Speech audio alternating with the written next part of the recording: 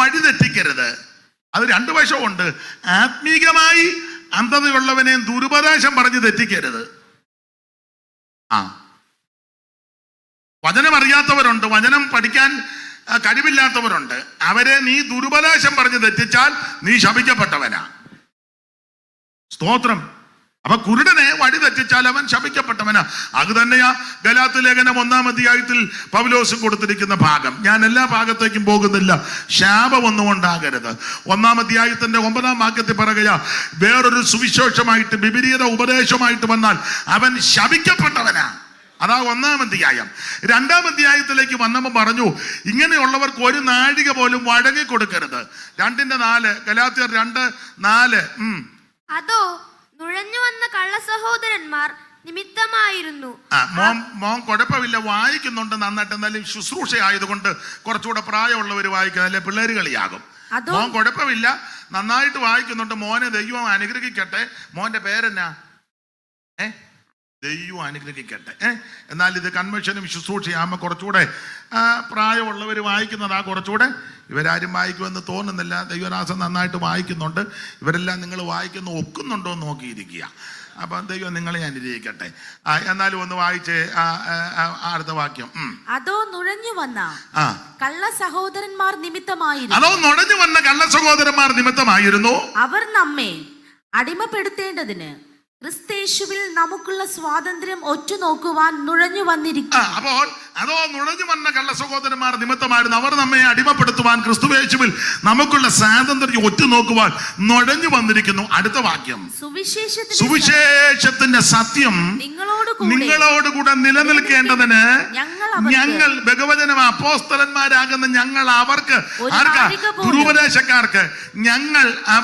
ദുരുപദേശക്കാർക്ക് ആരാ? നുഴഞ്ഞു വന്നവർ.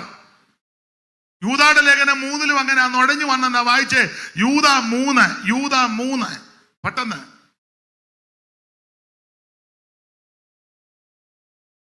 യൂദാ 3. പ്രിയരേ, നമുക്ക് പൊതുവിലുള്ള രക്ഷ പ്രിയരെ, നമുക്ക് പൊതുവിലുള്ള രക്ഷയെ കുറിച്ച് നിങ്ങൾ കരുതുവാൻ സകല പ്രയത്നവും ചെയ്യൽ വിശുദ്ധന്മാർക്ക് ഒരിക്കലായി വരമേൽപ്പിച്ച വിശ്വാസത്തിന് വേണ്ടി പോരാടേണ്ടതിന് പ്രബോധിപ്പിച്ചെടുത്തുവാൻ ആവശ്യമെന്ന് എനിക്ക് തോന്നി. നമ്മുടെ ദൈവത്തിന്റെ കൃപയെ ദുഷ്കാമവൃത്തിക്ക് ഹേതുവാക്കി ഏകനാഥനും നമ്മുടെ രക്ഷിതാവുമാകുന്ന യേശു ക്രിസ്തുവിനെ നിഷേധിക്കുന്ന അപക്വതരായ ചില മനുഷ്യർ നുഴഞ്ഞു വന്നിരിക്കുന്നു. അവിടെ നുഴഞ്ഞു വന്നിരിക്കുന്നെന്നാണ് എഴുതിയിരിക്കുന്നത്. അപ്പൊ ഈ രണ്ട് ഭാഗത്തും ദുരുപദേശക്കാർ നുഴഞ്ഞു കയറി വന്നിരിക്കുക. ഇങ്ങനെ നുഴഞ്ഞു വരുന്ന ദുരുപദേശക്കാർക്ക് ഒരു നാഴിക പോലും വഴങ്ങി കൊടുക്കരുത്. വായിച്ചേ ഇനി 2-ാം അധ്യായം 4-ാം വാക്യം. ഗലാത്യർ. അതോ നുഴഞ്ഞു വന്ന കള്ള സഹോദരന്മാർ നിമിത്തമായിരുന്നു. അവർ നമ്മെ അടിമപ്പെടുത്തേണ്ടതിന് ക്രിസ്തുയേശുവിൽ നമുക്കുള്ള സ്വാതന്ത്ര്യം ഒറ്റുനോക്കുവാൻ നുഴഞ്ഞു വന്നിരിക്കുന്നു. അടുത്ത വാക്യം. സുവിശേഷത്തിന്റെ സത്യം നിങ്ങളോടുകൂടെ നിലനിൽക്കേണ്ടതിന്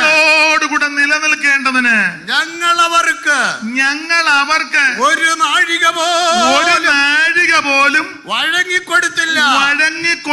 നിർത്തിക്കേ. പൗലോസ് പറയുകയാ, ഇങ്ങനെയുള്ള ദുരുപദേശം പഠിപ്പിക്കുന്നവർക്കും ദുരുപദേശം പറയുന്നവർക്ക് ഞങ്ങൾ ഒരു നാഴിക പോലും വഴങ്ങിക്കൊടുത്തില്ല. നമ്മൾ അങ്ങനെയുള്ളവരെ വിളിച്ച യോഗം നടത്തുന്നേ.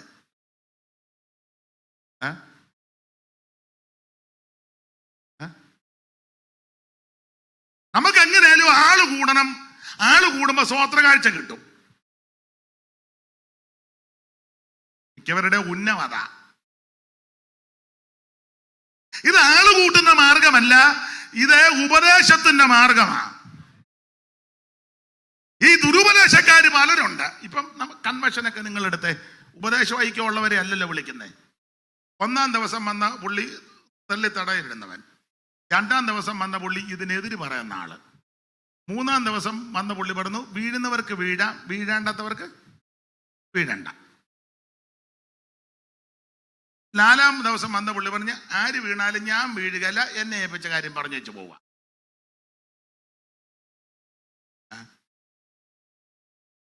നാല് പേരുടെയും ഫോട്ടോ ഉണ്ട്. വരുന്ന വിശ്വാസികൾ അന്തം പെടുക, ഇതിലേതാ ശരി? ഉപദേശ ഐക്യമില്ലല്ലോ. നിങ്ങൾ നിഷ്പക്ഷമായിട്ട് പറ. നമ്മൾ കൺവെൻഷൻ നടത്തുന്നത് ഉപദേശ ഐക്യമൊന്നുമല്ല. ആ പുള്ളി ഇളക്കും, നമുക്ക് പുള്ളിയെ, മറ്റേ പുള്ളി വെട്ടും. അതുകൊണ്ട് നമുക്ക് പുള്ളിയെ മൂന്നാം ദിവസം വരുന്ന പുള്ളി താങ്ങും. നമുക്ക് പുള്ളിയെ നിങ്ങൾ എന്നെ ഇങ്ങനെ ഇരിക്കുന്നേ യോടി.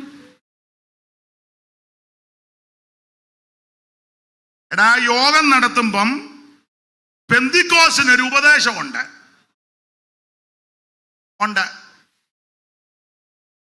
ആ ഉപദേശ ഐക്യമില്ലാത്തവനെ വിളിക്കരുത്.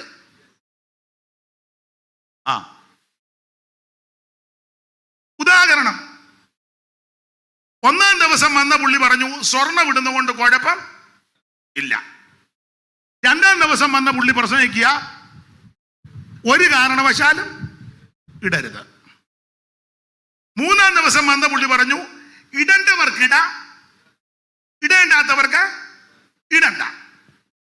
നാലാം ദിവസം വന്ന പുള്ളി പറഞ്ഞു ഞാനും എൻ്റെ ഭാര്യയെ ഇടത്തില്ല, നിങ്ങൾക്ക് വേണേ ഇടാം, ആസ് യു ലൈക്ക്. ഇതാണോ പെന്തിക്കോസ്? നിങ്ങൾ പറ, ഞാൻ എഴുന്നേക്കാം. ഇതാണോ പെന്തിക്കോസ്? നിങ്ങൾ പറ. എല്ലാം സെന്ററിന്റെ മെയിൻ ആൾക്കാരല്ലേ? അതാണോ? ഇതിനൊരു ഉപദേശം വേണ്ടേ? ഇതിനൊരു പ്രമാണമില്ലേ?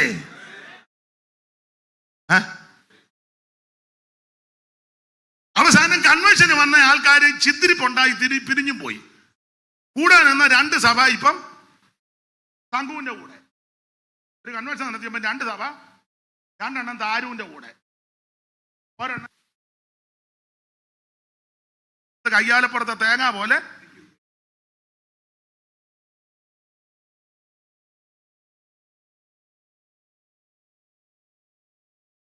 ഇതാണോ ഉപദേശം ഐക്യം വേണ്ടേ? ഇതിനൊരു ഉപദേശമുണ്ട്, വേണം, അത് പറയണം. അപ്പൊ യോഗം നടത്തുമ്പോൾ ഉപദേശ ഐക്യമുള്ളവരെ വിളിക്കണം. അല്ല, അവൻ കുറെ കാശ് തന്ന അവനോട് ഇച്ചിരി സമയം കൊടുത്തേക്കാന്ന് പറഞ്ഞ അവൻ അവന്റെ വിഷം ഇറക്കി വെച്ച് പോവും. നമ്മുടെ കൺവെൻഷന് വേണ്ടി പുള്ളി കാശ് തന്നതാ, അതുകൊണ്ട് നമുക്ക് പുള്ളിക്ക് സമയം കൊടുക്കാതിരിക്കാൻ. പിന്നെ അവനെങ്ങാണ്ടെല്ലാം പോയി ഏതാണ്ട് കൊന്തറാക്കൊള്ളി ഒപ്പിച്ചേച്ച് ഉപദേശമാണെന്ന് പറഞ്ഞ് ഇല്ല അങ്ങോട്ട് തെങ്ങുതോട്ടത്തിൽ പോയിരുന്ന അഭിഷേകം പ്രാപിച്ചെന്ന്. അവിടെ ചെന്നപ്പോ പ്രവചനം പഠിപ്പിക്കുന്നോ?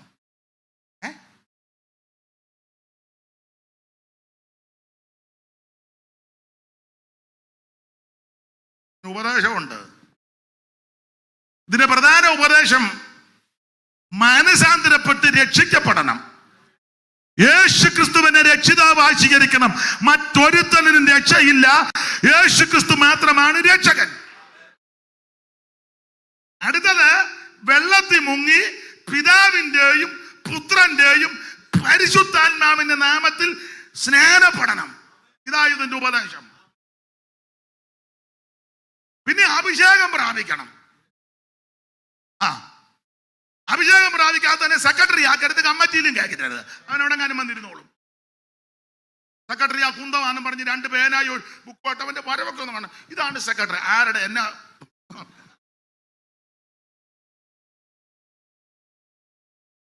ഇനി അഭിഷേകം പ്രാപിക്കണം. എന്നോട് കേട്ട പിതാവിന്റെ വാഗ്ദത്തത്തിനായി കാത്തിരിക്കണം. നിങ്ങൾ യെരൂശലേം വിട്ടുപോകരുത്. കാത്തിരുന്ന വിശുദ്ധന്മാരുടെ മേല ദൈവത്തിന്റെ പരിശുദ്ധാത്മാവിന്റെ ശക്തി ഇറങ്ങിയത് ഓരോരുത്തന്റെ മേൽ പതിഞ്ഞു. ആത്മാവ് ഉച്ചരിപ്പാൻ നൽകിയത് പോലെ അന്യഭാഷകളെ സംസാരിച്ചു തുടങ്ങി. ഇത് നിന്റെ ഉപദേശം, പെന്തിക്കോസ് ഉപദേശമാണ്. Praise the Lord. ഇവിടെ വരുമ്പോ പറയാ ഉണ്ടെന്ന്, അവിടെ ചെന്ന് പറയാ നിന്നെന്ന്. അവനെ നമ്മൾ വിളിച്ച് യോഗം നടത്തുക. ഇവിടെ പറഞ്ഞു ഉണ്ടെന്ന്, അവിടെ ചെന്ന് പറഞ്ഞു.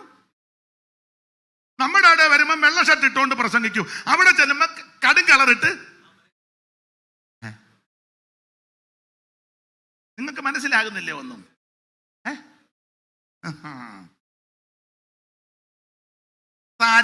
തരം കിട്ടുന്നിടത്ത് പാർക്കുന്നത് ഒരു വാക്യമുണ്ട്. ഇവിടെ വരുമ്പോ വചനം പറയും, അവിടെ ചെല്ലുമ്പോ പറയാം ആർക്ക് വേണമടാ വചനം. കുമ്പനാട്ട് പറയും വചനം വേണമെന്ന്, കുമ്പനാട്ടി നിറയെ കഴിയും പറയും ആർക്ക് വേണം വചനം, ആത്മാവ്. ഞാൻ പറയുന്ന കാര്യം പിടികിട്ടുന്നുണ്ടോ ജോയ്ക്കുട്ടി? കുമ്പനാട്ട് വരുന്ന പറയുമ്പോ മനസ്സിലാക്കി ഇവിടെ വചനം പറഞ്ഞെങ്കില് അവിടെ വരുമ്പോ ഭയങ്കര ഉപദേശം. ഇത് കഴിഞ്ഞ ചപ്പറ ചെല്ലുമ്പോ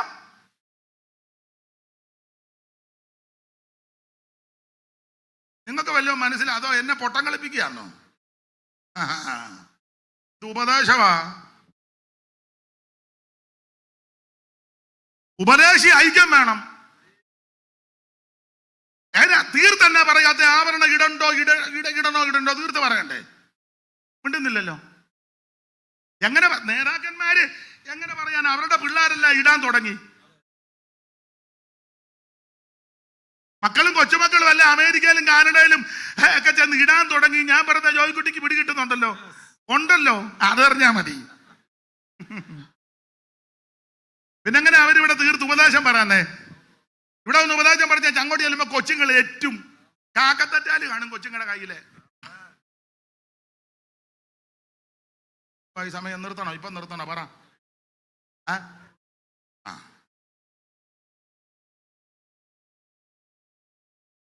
ഇത് ഉപദേശ വിഷയമാണ്.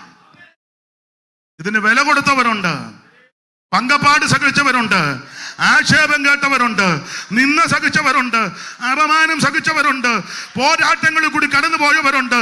അവരെ സഹിച്ച് പിടിച്ചു നിന്ന ഈ മാർഗത്തിലവര് നിന്നത്.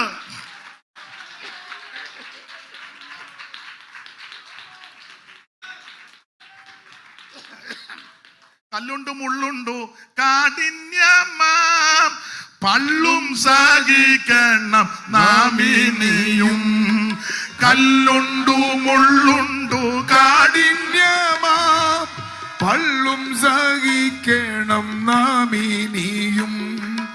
ഉള്ള വെളിച്ചത്ത് കൊള്ള ചെയ്തിടുന്ന, ഉള്ള വെളിച്ചത്ത് കൊള്ള ചെയ്തിടുന്ന കള്ള സഹോദര ഉള്ളതിനാൽ വേഗം, കള്ള സഹോദരരുള്ളതിനാൽ വേഗം പോകാം ഇനി നമുക്ക്. പോകാമിനി കുഞ്ഞാട്ടിൻ പിന്നാലെ പോകാമിനി. പോകാം ഇനി നമുക്ക്.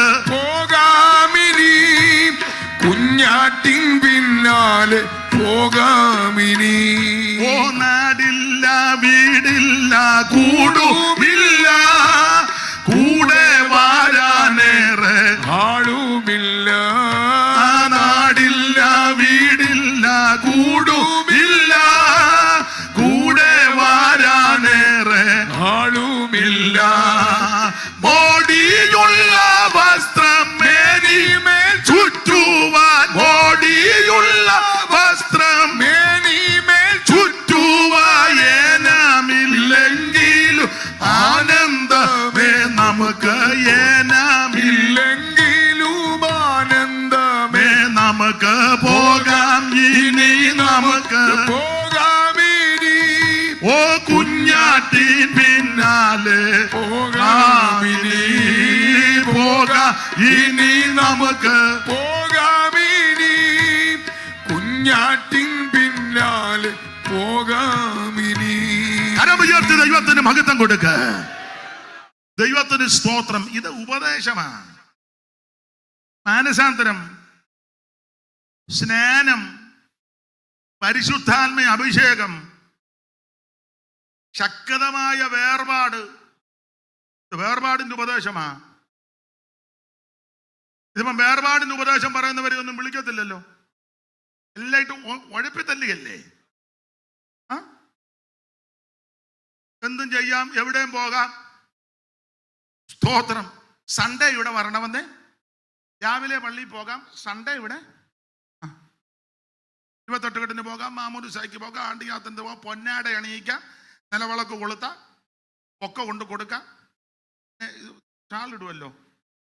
50-ാം വർഷം, 75-ാം വർഷം സിൽവർ, പിന്നെ ഗോൾഡൻ.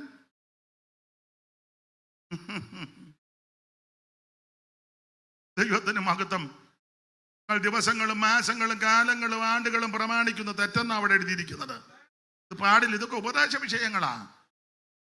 ഇതൊക്കെ നമ്മൾ പറഞ്ഞോണ്ട് പറയും അയാൾക്ക് വിവരമില്ലെന്ന് പറയും. ഇയാളെ ആരാടാ വിളിച്ചത്? ഇയാൾക്ക് വിവരമില്ലെന്ന്. സ്തോത്രം. അല്ല, എന്റെ ജനത്തിനും അത് ഇഷ്ടമാണെന്നാ എഴുതിയേക്കുന്നേ. എന്റെ ജനത്തിനും അത് ഇഷ്ടമാ. ഉപദേശമുണ്ട്. അപ്പൊ ഇങ്ങനെയുള്ളവ ദുരുപദേശം പറയുന്നവർക്ക് ഒരു നാഴിക പോലും ഞങ്ങള് വഴങ്ങിക്കൊടുത്തില്ലെന്നാ പൗലോസ് 2-ാം അധ്യായത്തിൽ പറഞ്ഞിരിക്കുന്നത്. 3-ാം അധ്യായത്തിലേക്ക് വന്നപ്പോൾ പറയാം, ക്രിസ്തുയേശുവിനെ ഇത്ര സ്പഷ്ടമായിട്ട് വ്യക്തമായിട്ട് വരച്ചു കിട്ടിയിരിക്കെ നിങ്ങളെ ആരാ ക്ഷുദ്രം ചെയ്ത് മയക്കിയത്? വിവരിക്കുന്നില്ല. 4-ാം അധ്യായത്തിൽ വന്നപ്പോൾ പൗലോസ് പറയാ, ഞാൻ നിങ്ങൾക്ക് വേണ്ടി അധ്വാനിച്ചതെല്ലാം വെറുതെ ആയോ എന്ന് എനിക്കിപ്പോ ഭയമാണ്. കാരണം നിങ്ങളിപ്പോ ഒത്തിരി ആചാരവും അനുഷ്ഠാനവും മാമൂലും ഒക്കെ ഇപ്പം തുടങ്ങി. എനിക്ക് പേടി വരുന്നു നിങ്ങളുടെ പോക്കും രീതിയൊക്കെ കണ്ടിട്ട്. 5-ാം അധ്യായത്തിൽ പറയുക, ആത്മാവിനെ അനുസരിച്ച് നടക്കണം. സ്തോത്രം. ജഡത്തിന്റെ പ്രവർത്തികളെയെല്ലാം വിടണം. ആത്മാവിന്റെ ഫലവും ജഡത്തിന്റെ പ്രവർത്തികളും. ആത്മാവിന്റെ ഫലം അത് ജീവിതത്തിൽ കാണണം. ഇപ്പം വരവുണ്ട്, പക്ഷെ ഫലമില്ല.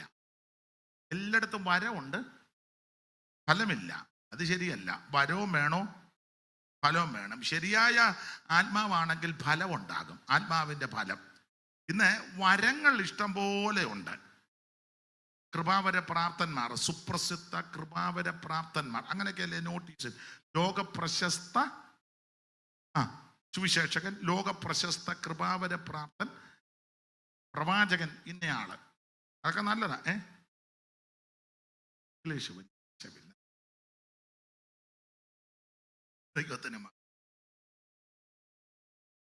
അപ്പോഴേ വരപ്രാപ്തന്മാരൊക്കെ ഇഷ്ടം പോലെ ഉണ്ട്. പക്ഷെ ഇന്ന് വരെ ഒരു നോട്ടീസ് കണ്ടിട്ടില്ല ഫലപ്രാപ്തനായ കർത്തൃദാസൻ. എല്ലാം വരപ്രാപ്തന്മാരെയാ. കൃപാവര പ്രാപ്തന്മാർ ശുശ്രൂഷിക്കുന്നു. ഇന്ന് വരെ ഒരു നോട്ടീസ് ഞാൻ കണ്ടിട്ടില്ല ആത്മാവിന്റെ ഫലപ്രാപ്തന്മാർ ശുശ്രൂഷിക്കുന്നു. ആത്മാവിന്റെ ഫലമോ സ്നേഹം, സന്തോഷം, സമാധാനം, ദീർഘക്ഷമ, ദയ, പരോപകാരം, വിശ്വസ്തത, സൗമ്യത, ഇന്ദ്രജയം. അത് ആദ്യത്തെ ഫലമാ സ്നേഹം. 2 സെൻറ്ററുകാർ തമ്മിൽ മിണ്ടുകയല്ല. ഇവിടുത്തെ കാര്യമല്ല, ഞാൻ പൊതുവില്ല. ഏരിയ തിരിച്ചിട്ടിരിക്കല്ലേ. ഇവിടുന്ന് അങ്ങോട്ട് ഒരുത്തം പറഞ്ഞ് കയറിയ കുതികാല് വെട്ട് വന്നു. പണ്ട് കോടതി തർക്കം ചെന്ന് കോടതി വക്കീൽ അറിയത്തില്ല, ജഡ്ജിക്ക് അറിയത്തില്ലല്ലോ. തർക്കം ചെന്ന്, എന്നാ തർക്കം? സാറേ, എൻ്റെ ഡിസ്ട്രിക്റ്റിൽ കയറി ഇവൻ പ്രവർത്തിച്ചെന്ന്. എൻ്റെ ഡിസ്ട്രിക്റ്റിൽ. അപ്പം പുള്ളി ചോദിച്ചു, ഏതാ ഡിസ്ട്രിക്റ്റ്?